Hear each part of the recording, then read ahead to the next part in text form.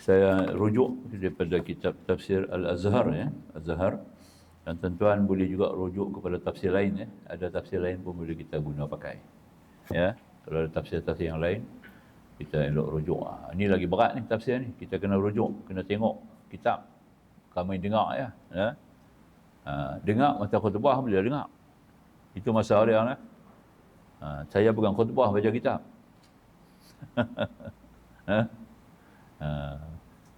Khutbah betul kata diam tak boleh, kata orang kena dengar. Ini kita mengaji tafsir sebab kita kena ada Quran, kena tengok Quran. Sekurang-kurangnya Quran biasa tak apa. Asalkan kita boleh merujuk, ya. Kita ambil dulu mukadimah dia disebut oleh musannif. Al-Muzammil artinya yang berselimut, surah yang ke-73, di 20 ayat diturunkan di Makkahil Mukarramah. Kalau ada telefon, dalam telefon ada Quran ya, boleh buka tengoklah. Sama jugalah. Secara moden sekarang ni kita dah ada secara Quran Maya melalui telefon pun boleh ya lah. Tentu ada tab ke, ada handset dalam tu ada Quran, boleh buka tengok ya. Sama jugalah ya, boleh juga. Di sini boleh tengok telefon, tak ada masalah. Ada manfaat kan. Baik. Surah ini bernama Al-Muzammil, berarti orang yang berselimut. Yang dimaksud ialah Nabi kita Muhammad sallallahu alaihi wasallam sendiri. Dia adalah surah yang ke-73 dalam susunan Mushaf Utsmani. Terdiri ber 20 ayat. Al-Muzammil sebagai nama daripada surah bertemu di dalam ayat yang pertama. Ada berbagai riwayat riwayatkan orang apa sebab disebut berselimut. Ya. Riwayat yang merata ialah bahawa surah ini turun sesudah Nabi Muhammad SAW turun daripada Gua Hira. Pertama berjumpa dengan Jibril. Rasulullah pun baliklah ke rumah dalam keadaan yang begitu sangat-sangat menakutkan baginda. Ya, menerima ayat Al-Quran yang pertama turun pada panggal pertama 5 ayat pada surah Al-Alaq. Iqra bismi rabbikal ladzi khalaq. Sampai 5 ayat lah. Dan seterusnya beliau pun, baginda Nabi pulang ke rumahnya mendapati isterinya Siti Khadijah. Maka baginda berkata, Zammiluni, zammiluni. Selimutlah aku, selimutlah aku. Nampak ya? Kerana baginda merasa kedinginan, sejuk setelah diri baginda dipeluk keras oleh Jibril. Sebagai pengalaman pertama, baginda menerima wahyu. Satu riwayat lagi mengatakan bahawa arti berselimut di sini bukanlah benar-benar berselimut kain kerana kedinginan. Ya. Melainkan tanggungjawab nubuah dan risalah yang diberikan Allah kepada baginda saking beratnya, betapa beratnya ya, seakan-akan baginda membuat badan jadi panas dingin, iaitu suatu perintah daripada Allah yang wajib disampaikan kepada manusia, terutama terlebih dahulu ke dalam kaumnya yang terdekat yang masih sangat kuat mempertahankan jahiliah dan kemusyrikan. Kita lah macam kena vaksin, seram sejuk. Nampak tak? Macam tu lah. Ya. Suntikan wahyi. Dengan 5 ayat kita sebut sebagai suntikan wahyi kepada Nabi, maka jadilah badan Nabi senyap, panas sejuk, panas sejuk. Nampak tak? Macam suntikan vaksin lah. Ya. Ini vaksin ilahi dia panggil. Pertama kali, ya, yang belum pernah lagi diterima Nabi, itulah pertama-tama kali, maka keadaan tubuh badan Nabi sudah jadi panas sejuk, panas sejuk. Dari semula baginda telah merasakan bahawa pekerjaan itu tidaklah mudah, berat. Lantaran itu maka dia dipanggil Allah dengan Muzammil, yang boleh diartikan orang berselimut seluruh dirinya oleh tugas yang berat. Nampak? Indonesia pakai bahasa ni kepada tetangga. Kita kena jaga tetangga. Nampak? Dalam budaya Indonesia, dia kena jaga tetangga, dia panggil selimut tetangga. Ya. Nak jaga tetangga tu dia panggil selimut. Saya bertugas untuk selimut tetangga. Itu Indonesia pakai tu. Kita tak pakai bahasa tu. Selimut ni mana menutup keaiban mereka. Jangan buka keaiban tetangga saya. Nampak tak? Orang Indonesia dah pakai dah bahasa selimut tu. Dia ambil pada Al-Quran lah. Itulah kepahaman dia boleh awal mendahului kita, advance ya. Kita selimut kita untuk selimut tidur ya. Mereka tahu kita selimut itu satu benda yang kita kena tutup. Menutupi daripada benda yang aib, tutup daripada benda yang boleh mudarat, tutup daripada benda yang boleh membawakan kepada ancaman kepada kita. Tutup rahsia dia, tutup dia punya keaiban. Itu selimut dia panggil. Nampak ya? Maka itu Nabi SAW digelar sebagai Muzammil? Sebab Nabi lah yang akan menutup segala bentuk kegelapan, segala bentuk kesyirikan, sebarang bentuk kejahilan. Nabi akan selimut. Nampak tak? Kita daripada sebarang kejahatan. Maka itu Rasulullah dipanggil sebagai Muzammil. Itu ayat dia kita sebut. Baik. Kita tengok ayat ni dulu lah. Permulaan dengan Bismillahirrahmanirrahim. Ya ayyuhal muzammil qumil layla illa qalila nisfahu aw inqus minhu qalila aw zid alayhi warattilil qur'ana tartila Inna sanulqi alayka qawlan thaqila Inna nashi'atal layli hiya ashaddu wat'an wa aqwamu qila Inna laka fin nahari sabhan tawila Wadhkur isma rabbika wa tabattal ilayhi tabtila Rabbul masyriqi wal maghribi la ilaha illa wa fattakhidhu wakila. Mungkin kita tak sempat nak mentafsir 9 ayat ni lah. Tapi ini kita mula dengan 9 ayat ni dulu ya. Baik. Yang pertama. Yang pertama dimulai dengan Ya ayyuhal muzammil. Wahai orang yang berselimut. Ayat 1. Ucapan wahyu Tuhan terhadap Rasulnya yang membayangkan rasa kasih sayang yang mendalam, baik kerana sedang dia enak tidur, dibangunkan atau kerana berat tanggungjawab yang dipikul ke atas dirinya. Ya, bangunlah di malam hari. Di awal. Ya, bila ada sebutan ya di awal, itu artinya melambangkan kepada kehormatan. Ya, sebagai lambang kehormatan, kemuliaan dan cinta, sayang. Itu bahasa ya. Nampak tak? Dalam bahasa Arab lah. Kalau ya tu, nida. Satu seruan yang menunjukkan kepada panggilan yang mesra. Panggilan yang membawa kepada kasih sayang. Nampak tak? Panggilan yang lembut.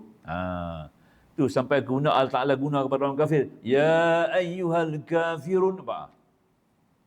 Bukan Allah musuh kepada orang kafir lah. Seru mereka nak bagi elok. Nampak tak? Kita kena seru elok-elok. Nampak? Nah. Kita nak bagi satu benda yang baik kepada orang atau kita nak bagi nasihat satu orang, kita kena panggil dia dengan hormat. Nampak tak? Tu, bukan boleh panggil, mangkuk mai. Mana boleh ke tu? Tak boleh ana. Lagi dia tak mai. Kita kena panggil dengan bahasa yang lembut. Maka tu Allah ajak kita sampai orang kafir pun kita nak seru dakwah, kita kena seru dengan lembut dekat dia. Nampak tak? Ya. Bukan boleh kasar. Oleh Pak ini masuk neraka tu hang ni. Hang ni awal kata nak masuk neraka. Mana boleh? Nampak tak? Ya. Bukan neraka tu kita nak masuk boleh masuk sendiri. Melainkan Allah izin baru boleh masuk. Kena ada izin Allah juga tu ya. Tu dia. Jadi bangun di malam hari iaitu bangun buat mengerjakan sembahyang. Tu dia. Perintah Tuhan buat mengerjakan sembahyang selalu disebut dengan qiyam dalam Al-Quran, kerjakanlah sembahyang. Sebab dengan menyebut bangunlah atau berdirilah sembahyang atau mendirikan sembahyang, jelas bahawa sembahyang itu dirikan dengan sungguh-sungguh dan dengan kesedaran yang penuh, ya, kecuali sedikit. Iaitu tinggalkan malam itu buat istirahat agak sedikit, namun yang terbanyak hendaklah untuk melakukan sembahyang. Tidur itu sendiri sebagai istirahat. Untuk istirahatkan tubuh badan kita bagi mendapatkan satu gizi, vitamin maya. Ya, vitamin maya. Itu telah disepakati oleh pakar-pakar kesihatan ya. Tidur yang cukup boleh merawat penyakit. Tidur yang cukup boleh merawat penyakit. Nampak tak? Tu dia. Saya sesemua ni beberapa hari dah pergi jumpa doktor. Doktor ni pun pakar lah.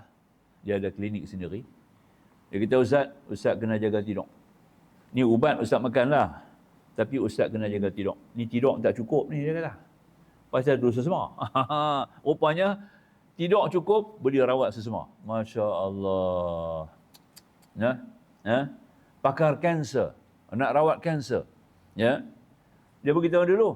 Ni saya nak beritahu dulu. Kalau boleh buat benda ni saya rawat. Kalau tak boleh buat benda ni saya tak akan mau rawat. Dia kata. Boleh tak tidur tiap malam mula pukul 10? Dia kata. Lepas pukul 10 jangan tidur. 10 mau tidur dan bangun awal. Kena sembahyang tahajud. Nampak tak? Sekurang-kurangnya 2 rakaat. baru boleh rawat kanser. Dia tak mau. Itu dia. Ini pakar kanser lah yang rawat ni. Nah, itu dia. Dia ada klinik dia sendiri. Nampak tak? Itu nah. Syarat dia kena tidur. Sebab tu Allah Ta'ala sebut dalam surah anda dapat buka surat mula kan. Surah ni turun di Mekah tu. Wa ja'alna naumakum subata. Kami jadikan malam itu sebagai tempat kamu berehat. Subata. Nampak tak? Tidur kamu tu adalah merupakan sebagai satu kerehatan. Rehat ni rawat sebenarnya. Kerehatan ni satu rawatan lah. Ya. Rawatan daripada keletihan, rawatan daripada kerosakan. Nampak tak? Kereta rosak, dia kena rehat. Dia tak nak repair, dia. Itu kerehatan. Bukan kerehatan buat apa Pak Long, tak buat apa, duduk saja. Itu bukan rehat, itu balok. Nampak tak? Dia faham ya? Ambil bahasa tu. Kena Quran bahasa Arab tu kita kena faham dalam sikit. Bahasa tafsir tu. Jangan kita duduk baca saja langgang je, tak boleh. Jadi maka tu bila kita mudah bangun tadi ni, kerjakan sembahyang sebab dengan menyebut bangun atau berdiri sembahyang atau meninggalkan sembahyang, jelas sembahyang itu dirikan sebagai kecuali sedikit. Pangkar ayat yang kedua. Bukan Tuhan suruh sembangun sembahyang malam terus. Kita ni nak jadi pemimpin. Kullukum ra'in. Nabi kata, kamu ni, tiap-tiap kamu ni pemimpin tau. Ya? Daripada kecil sampai ke besar, banyak bidang kita pemimpin. Isteri pemimpin dalam rumah tangga. Suami pemimpin dalam rumah tangga. Anak-anak pun pemimpin. Nampak tak? Itu dia. Pengembala kambing itu pemimpin. Apa makna kepimpinan? Itu je. Orang jadi pemimpin ni, pertama-tama sekali dia kena bangun malam. Tahajud penting. Kita nak jadi pemimpin, nak jadi ketua rumah, nak jadi bapa, nak jadi guru, nak jadi ketua, nak jadi imam, nak jadi pengarah, nak jadi CEO, nak jadi apa-apa-apalah. Ya, kita kena sembahyang malam tuan-tuan. Kalah umat Islam hari ini, jatuh umat Islam ini kerana kurang sangat kita sembahyang malam. Imam Syafi'i dia pergi ke Uzbekistan. Ya, dia singgah sembahyang Uzbekistan, dia sampai malam. Hampir kita dalam pukul 3 pagi begitulah dia sampai di masjid tu, gelap. Masjid tu gelap. Maka tu pakai berita katak lah masa tu, berita minyak ya. Gelap. Dia kata kat anak murid dia, ni tempat ni besok ni akan dikuasai oleh orang-orang kafirin. Betul Nampak komunis Rusia ambil alih. Negara Balkan tu. Uzbekistan tu satu negara Balkan, asalnya negara Islam. Nampak tak? Ya. Sekarang dia Islam balik lah. Daripada bebas kan. Dia ada republik, tidak ada lagi. USSR dah tak ada lah. Dia tinggal Rusia lah sekarang. Rusia. USSR dah tak ada lah sekarang. Ya. Nah. Sebab sudah pecah. Banyak yang sudah keluar daripada negara komunis dan mereka tidak lagi terikat. Tinggal lagi mereka masih kekal dalam kejahilan. Sebab mereka terputus daripada pendidikan dan tarbiyah Islami. Turki dah tinggal mereka 600 tahun, 700 tahun lepas sudah ditinggal oleh Turki. Nampak tak? Dan mereka duduk dalam kejahilan. Termasuknya Bosnia antaranya lah. Ya, itu dia. Ya. Jadi makna negara Balkan, Uzbek, Imam Syafi'i kata pasal apa? Tempat ni akan dikuasai orang-orang yang bukan Islam kerana masyarakat dia tidak sembahyang tahajud. Nabi, nampak tak? Gelap, masjid gelap. Sama lah kita pun. Semua masjid kita di seluruh Malaysia ni, tak tahulah, bukanlah semua kot, ada juga kot lah. Tak ada. Gelap. Kadang-kadang dah masuk waktu dah subuh, duk gelap lagi. Duk tunggu untuk siap main buka pintu. Nampak tak? Duk gelap. Saya pernah pergi satu masjid sembahyang. Ya. Kebetulan kita dalam perjalanan balik tu. Pergi kuliah malam, nak balik main Pulau Pinang, on the way. Singgah masjid tu. Masuk waktu dah, pergi berdiri. Sembahyang di kaki lima. Sembahyang di Badia Lintang. Masjid tak buka lagi. Tok Siak tak main. Tok Bilal lagi tak. Nampak? Kami dah sembahyang sunat dah. Sunat qabliyah subuh tu. Baru Tok Siak main buka pintu. Tu dia. Nampak tak? Ya Allah. Inilah. Ya. Malas. Apatah lagi kita harap sembahyang jemaah yang ramai subuh lagi tak. Itulah menjadi syarat Brigade Izzuddin Al-Qassam. Ya. Syarat nak jadi anggota mujahidin Brigade Al-Qassam kena sembahyang tahajud. Itu dia. Syarat ni apa? Diwajibkan. Bukan wajib syar'i. Diwajibkan oleh peraturan. Nampak tak? Kaedah pertubuhan mujahidin. Di bawah di bawah Izzuddin Al-Qassam kena sembahyang tahajud. Dia ambil dia punya budaya daripada Salahuddin Al-Ayyubi. Ya, boleh tawan balik Palestin tu. Boleh tawan Palestin dengan mengalahkan 3 ketumpukan negara Kristian. Ya. 3 negara Kristian yang boleh dijatuhkan, ditumbangkan kerana kekuatan sembahyang tahajud. Maka tu Allah suruh Nabi kita sembahyang tahajud dulu. Nampak tak? Nak jadi pemimpin dunia. Kita jadi pemimpin rumah tangga, pemimpin kerajaan, pemimpin badan, pemimpin organisasi, pemimpin pertubuhan, persatuan, apa-apa. Kita kena sembahyang tahajud. Sebab dalam tahajud tu ada kekuatan yang luar biasa. Dan dia akan membawa kita pula kepada sembahyang subuh secara berjamaah. Nampak tak? Kalau semua orang sembahyang tahajud, seluruh masyarakat kita sembahyang tahajud, confirm masjid kita penuh. Tak boleh nak isi lah. Sebab habis sembahyang tahajud, takkan nak tidur balik. Sembahyang tahajud pula, Nabi pilih pada waktu yang terakhir. Waktu sahur. Sahur tu bukan makan. Waktu 1/6 malam. Malam tu ada 1/6 ya. Sampai 1/6, jangan sampai 1/8. 1/8 matahari naik dah. 1/6. Daripada maghrib sampai subuh hanya ada boleh bagi 1/6. Jangan lepas subuh, jangan sebelum maghrib. Maghrib sampai sebelum subuh, sampai sebelum terbit fajar shadiq, dia kena ada dibagi 6 waktu. Nabi akan sembahyang tahajud pada 1/6 malam. Ini nak memudahkan umat. Dan waktu itu juga Nabi akan bersahur, makan sahur. Makan di waktu sahur, bukan makan sahur. Kita makan sok tu Nampak tak? Punya sok. Makan di waktu sahur, bukan makan sahur. Faham ya? Faham ya? Sahur tu nama waktu. Nama waktu, ya. Itu dia. Jadi makanya Nabi akan menggunakan waktu itu banyak sembahyang. Nabi lama mana ada kata? Lebih kurang 2 jam sebelum subuh. 2 jam sebelum subuh. Boleh? Boleh. Tak apalah, kita 1 jam sebelum subuh pun boleh lagi. Asalkan kita dapat buat. Sekurang-kurang Nabi kata, sembahyang sekadar 2 rakaat, sekadar ketika memerah susu kambing. Nampak tak? 5 minutes. 2 rakaat. Cukup. Ya. Itu dia. Ya, 2 rakaat. Fatihah 30 saat. Fatihah yang lengkap. Yang baca dengan sempurna. Ya. Tak ada taranum lah. Cukup. Itu dia. Dia tak ada mad jaiz munfasil, tak ada dalam Fatihah. Sebab tu tak payah panjang. Dalam Fatihah tidak ada mad jaiz munfasil. Nampak tak? Ya? Tidak ada lah. Dia tak ada lagi. Mad wajib mutasil, tak ada dalam Fatihah. Nampak tak? Dia cuma ada kalimi di belakang. Waladhdallin. Nampak? Tang tu aja. Sebab tu tak payah panjang. 30 saat, 1 Fatihah lengkap. Lengkap. Dengan tajwid dia. Nampak tak? Kalau korang 30 saat tu betul merapu dah, tak betul.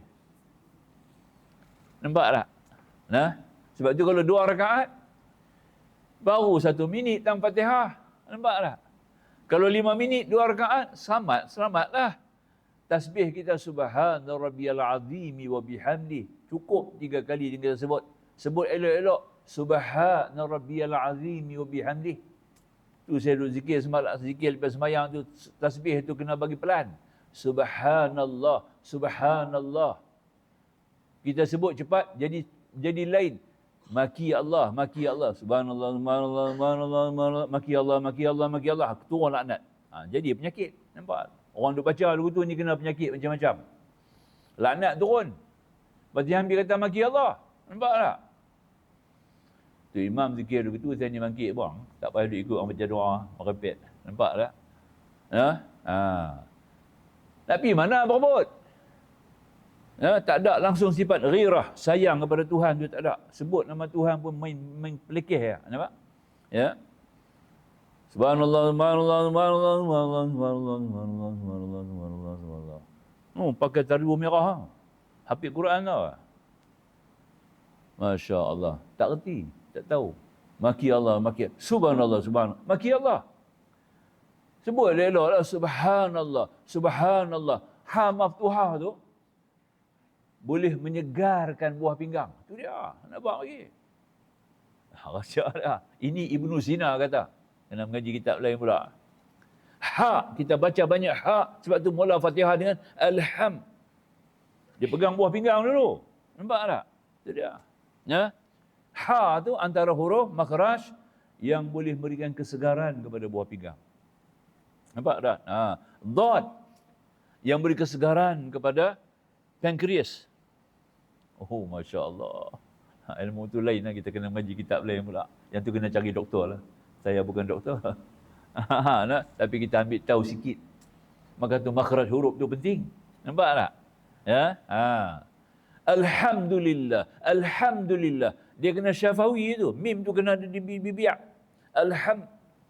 Alhamdulillah. Tahu apa makna Alhamdulillah tu? Kematian bagi Allah, kematian bagi Allah, kematian bagi Allah. Tu orang lanat lah. Duk baca lagu tu, memang orang tu ni kena penyakit.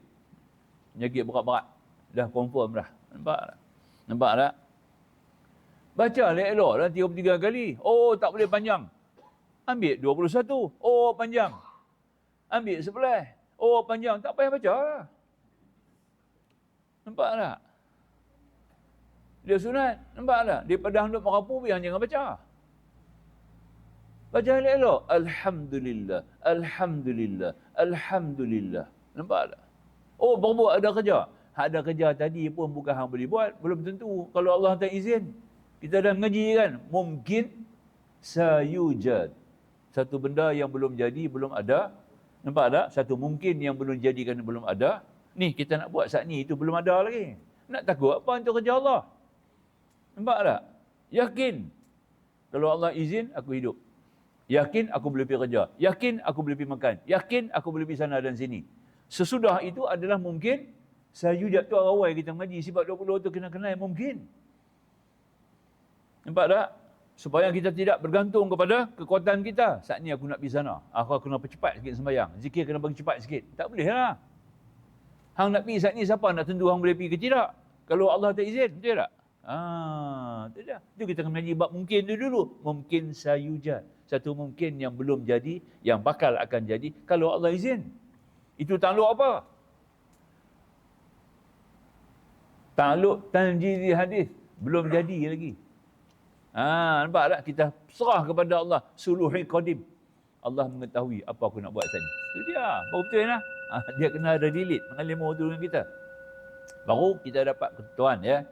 Elok-elok pelan-pelan. Alhamdulillah. Alhamdulillah. Rapat bibir bagi bunyi mim tu. Huruf mim tu kena ada rapat. Huruf mim dia kena bertemu dua bibir. Tak bertemu dua bibir bukan mim. Sebab dia huruf syafawi. Betul tak? Itu mengaji tajwid tu. Alhamdulillah. Alhamdulillah. Alhamdulillah. Alhamdulillah. Alhamdulillah. Mulut tak rapat nak? Mulut tak rapat. Nampak tak? Ya? Alhamdulillah. Alhamdulillah. Alhamdulillah. Alhamdulillah. Alhamdulillah. Berebut tengok mana nak pergi? Sebut pula nama Tuhan pula. Sebut nama pak kita tak betul. Pak kita marah lah. Nah? Tak betul? Nama kita orang sebut tak betul. Yang kita marah. Ni pula sebut nama Allah pula. Tak betul. Tak tahu respect Allah langsung ke? Tak ma'rifah dia korang. Nipih. Orang ni tak kenal Tuhan ni. Nampak tak? Bahaya. Sampai tahap tu. Tak boleh kata nak. Pelan-pelan lah. Berebut. Nampak tak? Jemaah tunggu. Kita dah menghadap jemaah dah. Kita kena menghadap jemaah. Kata aku dah sedia. Hampa nak keluar lah. Nampak tak? Itu imam dia kena kalih tengok jemaah. Dia tak kalih lepas sembahyang tu. Kalih. Itu dia antara yang kita ambil faham. Baik, sambung sekarang ni. Tak habis lagi. Seperdua dia kata malam. Nisfahu. Separuh. Seperdua artinya perdualah malam itu. Yang seperdua gunakan untuk berikan sembahyang. Yang seperdua lagi untuk istirahat. Atau kurangi daripada sedikit. Jadi 1/3 lah. Atau dikurangi 1/2. Jadilah dia 2/3 untuk istirahat. Nampak tak? 2/3. Ataupun 1/4 pun boleh. Tak bermasalah. Atau tambah auzid alaihi waratil Quran tartila. Ataupun tambah daripadanya. Atau tambah daripada seperdua malam. Menjadi lebih banyak sembahyang daripada tidur. dan bacalah Al-Quran dengan perlahan-lahan. Makna kita qiyamul lail. Dia panggil qiyamul lail, bukan hanya sembahyang. Qiyamul lail, kita menghidupkan juga apa-apa bentuk ibadat. Kita boleh sembahyang, kita boleh baca Quran, kita boleh rujuk kitab, kita boleh berzikir, kita boleh bersolawat, kita boleh beristighfar. Nampak tak? Itu kita sebut qiyamul lail. Kalau sebelum Isyak, kita panggil solatul lail, dia sembahyang saja. Sebab tu sembahyang tarawih pada hakikatnya tak ada tazkirah. Kita duk mereka tazkirah ni. Dia solatul lail mana tazkirah? Tazkirah kena masuk qiyamul lail. Ni Ramadan nak mari ni haru nah, kena ada tazkirah pula. Ya, tazkirah tengah malam tu, qiyamul lail. Dia solatul lail. Solatul lail. Nampak tak? Yakni waktu lepas Isyak, solatul lail sembahyang saja sampai tidur. Nampak tak? Sebelum nak tidur, sembahyang saja. Maka tu bulan Ramadan, sembahyang tarawih lah. Nampak tak? Betul tarawih itu saja, sembahyang tu saja. Nampak tak? Saat ni hang tidur, bangun tengah malam, mai kita rancang kita buat qiyamul lail malam ni, pakai ramai-ramai pula. Ramai pula mai qiyamul lail. Semua balik pergi tidur dulu, saat ni mai pukul 3 pagi. Nampak tak? Amai kita buat qiyamul lail, masa dah nak ceramah lah. Pasal dia kata auzin alaihi. Nampak? Boleh tambah. Waratil Quran, dia sebut Quran dululah. Nampak tak? Ni kena faham itu. Tertib tu Tuhan dia sebut dalam Quran. Kita nak pergi langgak ni. Nampak? Tu dah. Nah, jadi haru biru. Ada yang potong terus 20 rakaat bagi 8 pasti nak tazkirah. Apa punya tak cerdik. Patutnya rakaat kena banyak. Kurang rakaat pula dah. Nampak tak? Tu dah. Kerja banyak, potong gaji tu dia. Boleh tak? Oleh kerana kerja yang banyak, kita potong gaji sikit.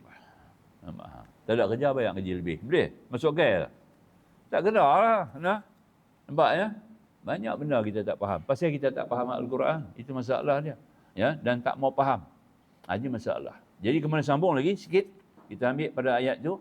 Kemudian kata Allah, atau tambah daripadanya, iaitu tambah daripada seperdua malam, jadi lebih banyak sembahyang daripada tidur. Dan bacalah Al-Quran dengan perlahan-lahan. Kemudian, selain daripada mengerjakan sembahyang malam itu, baik 2/3 malam, atau separuh malam, atau 1/3 malam, dan itu terserah kepada kekuatan mengerjakan. Ini beri erti ada choice, pilihan. Sebab itu kita ada ikhtiar. Maknanya, bukan semua orang boleh bangun untuk satu malam awal. Tak boleh. Bukan semua orang boleh bangun awal malam. Tak boleh. Pukul 2 pagi. Oh, payah. Berat. Kita tengah masuk gear 3 tu. Kita nak kena lanjak sampai di gear 4 tu, payah nak bangun dah. Maka tu Tuhan bagi kita lanjak sikit gear 4 sampai kita letih, baru kita bangun 1/6 malam cantik. Maka tu Tuhan sebut dalam ayat ni beri erti kita boleh bangun malam pada sebarang mana masa waktu malam yang diberikan Allah keluasan. Ya, ikut kemampuan kita lah. Ya, boleh bangun awal-awal.